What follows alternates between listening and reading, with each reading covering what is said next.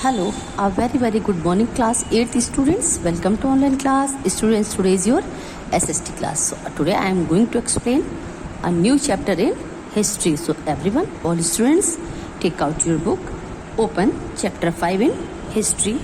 The chapter name is The Revolt of 1857. 1857 का revolt, ठीक है. 1857 का रिवॉल्ट या what is the meaning of revolt? विद्रोह. Revolts means students की what is the meaning of revolts? A clear meaning is revolt is an aggressive, a violent action against by an establishment government. किसी भी government के खिलाफ एक विद्रोह करना, ठीक है.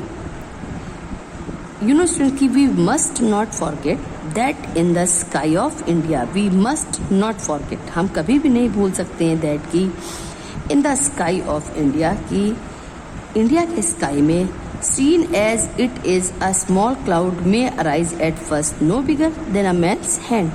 कि जब कभी एक छोटा सा बादल, ठीक है, एक छोटा सा अ स्मॉल स्काई, ठीक है, क्लाउड में अराइज एट फर्स्ट, सब पहले जब वो अराइज होता है no bigger than a man's hand, वो इतना बड़ा नहीं होता है जितना कि एक व्यक्ति का हैंड, बट लेकिन विच ग्रोइंग बिगर एंड बिगर, लेकिन जैसे ही वो और बढ़ता है may at last threaten to overwhelm us in ruin.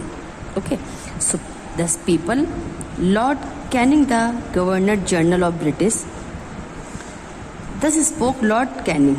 ये किसने कहा था? लॉर्ड कैनिंग ने कहा था, the governor general of British India in 1855 में, ठीक है.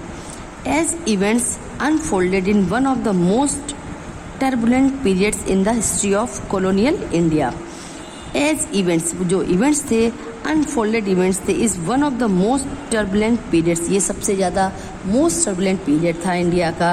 हिस्ट्री, इंडिया की हिस्ट्री में कौन सा पीरियड था? कॉलोनियल पीरियड, ठीक है. It brought the four then the truth in the prediction of Canning.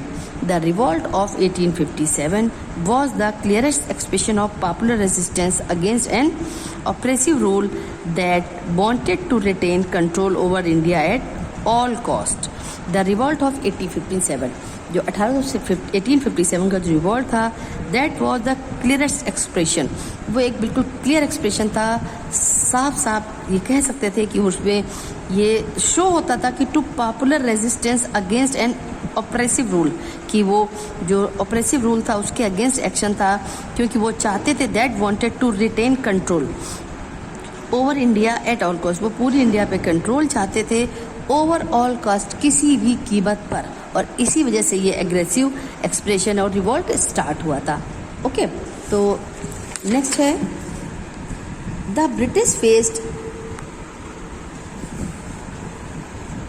British faced sporadic uprising from different parts of the country. The British ने फेस किया था sporadic uprising from different parts of the country. Country के different parts में उसने ये British ये face कर रही थी कि ये जो रिवॉल्ट थे वो बढ़ रहे थे. These outbreaks were the cumulative effects of the general feeling of discontentment among the people. In 1857, 1857 में a major upheaval took place. एक बहुत बड़े upheaval की शुरुआत हुई. Initially in the army, but soon it shook the foundation of the British rule. Initially in the army में और जल्दी ही it shook the foundation of the British rule. This is famous in history as the revolt of 1857, और इसी revolt को हम 1857 के revolt के नाम से जानते हैं. और the first war of independence, यह हम इसे स्वतंत्रता की पहली लड़ाई भी बोल सकते हैं. स्वतंत्रता के लिए the first war of independence.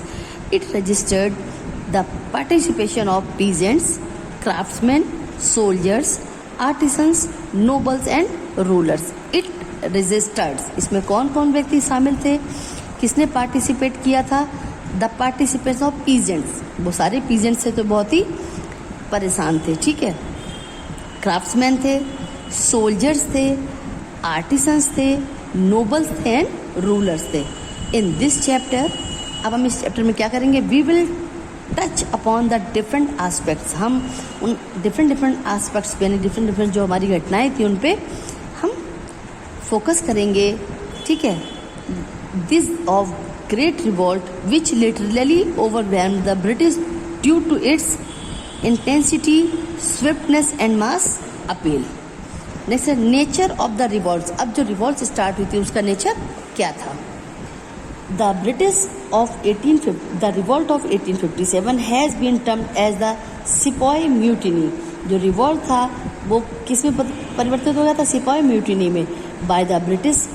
Some Indian historians prefers to call the first war of, इसे ये ब्रिटिश ने इसे सिपॉय म्यूटिनी कहा था, बाय द ब्रिटिश, ये ब्रिटिश ने कहा था, ठीक है। The war of first independence की वॉर को, जो रिवॉल्ट ऑफ 1857 है, इसे ब्रिटिश ने सिपॉय म्यूटिनी का नाम दिया था।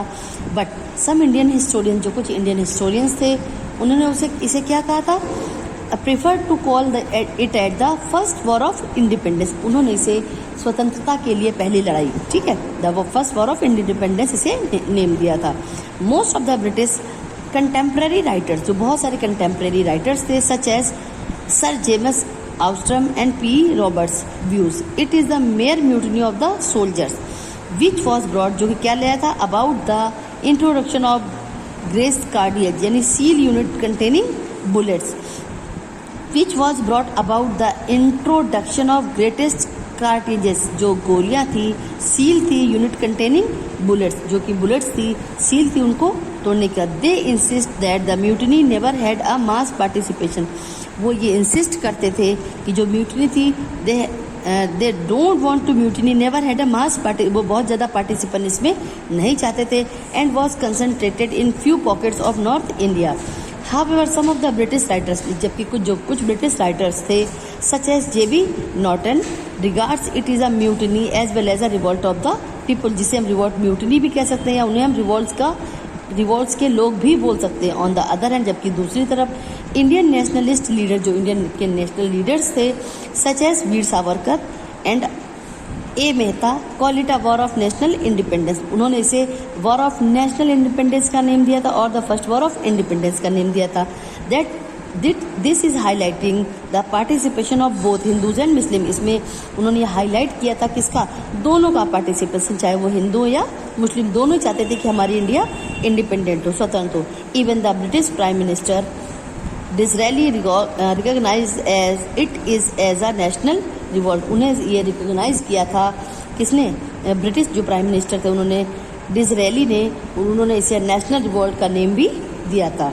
The truth perhaps lies somewhere is between the two views since the rulers, nobles and sepoy. The truth perhaps, लेकिन वास्तविक सच ये था कि समवेयर इन बिटवीन, कभी कभी बीच में क्या था? टू व्यूज थे इन लोगों के बीच में। Since the rulers and nobles and sepoy participate in it, rulers, nobles and जो सिपॉय थे वो भी इसमें पार्टिसिपेट करना चाहते थे। Calling it only a sepoy mutiny would be incorrect, तो केवल इन्हें सिपॉय म्यूटिनी कहना इनकरेक्ट होगा, okay. But to term as it is a war of independence, लेकिन जब हम इसे द वॉर ऑफ इंडिपेंडेंस बोलते हैं, would be probably too far fetched as the concept of one Indian national had not yet evolved. However, the participants of the revolts of 1857 were bound by the one common features कि their hatred for the British। लेकिन सबसे बड़ी बात ये थी कि हम इसे कुछ भी कहें, लेकिन जो पार्टिसिपेंट्स थे रिवॉल्ट ऑफ 1857 के, they all were bound by the common, वो सब एक कॉमन फीचर्स से बंधे हुए थे। वो फीचर्स क्या था?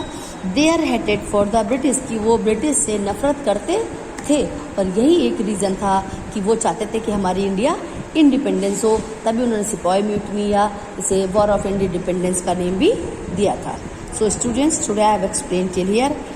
इन my next class I will explain the causes of the revolts, की जो रिवॉल्ट्स हुए थे उसके मेन कारण क्या थे।